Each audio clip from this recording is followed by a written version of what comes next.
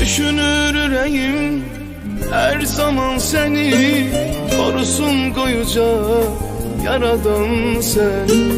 Düşünür yüreğim her zaman seni, korusun koyuca yaradan sen. Sen ümit yerim sen, güman yerim sen, canım kadar sevirem bil oğlum seni. Oğlum döyüner yüreğim sen, oğlum bir ömür gereğim sen. Benim başımın tacısan, gözlerimin nurusan, geleceğim sen oğlum. Oğlum döyüner yüreğim sen, oğlum bir ömür gereğim sen. Benim başımın tacısan, gözlerimin nurusan, geleceğim sen oğlum. Benim başımın tacısan, gözlerimin nurusan, geleceğim sen oğlum.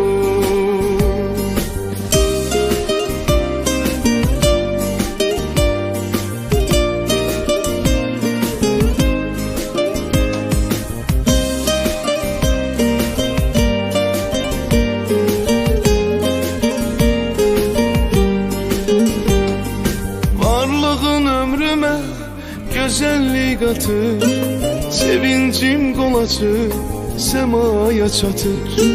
Varlığın ömrüme güzellik atır, sevincim kol açır, semaya çatır. Yerişin, bakışın, gülüşün oğlum, kalbimde fəxarət hissi oyadır. Oğlum döyünen yüreğim sen, oğlum bir ömür gereğim sen. Benim başımın tacısan, gözlerimin nurusan, geleceğim sen oğlum. Oğlum döyünen yüreğim sen, oğlum bir ömür gereğim sen. Benim başımın tacısan, gözlerimin nurusan, geleceğim sen oğlum. Benim başımın tacısan, gözlerimin nurusan, geleceğim sen oğlum. Benim başımın tacısan, gözlerimin nurusan, geleceğim sen oğlum. Benim başımın tacısan, gözlerimin nurusan, geleceğim sen oğlum.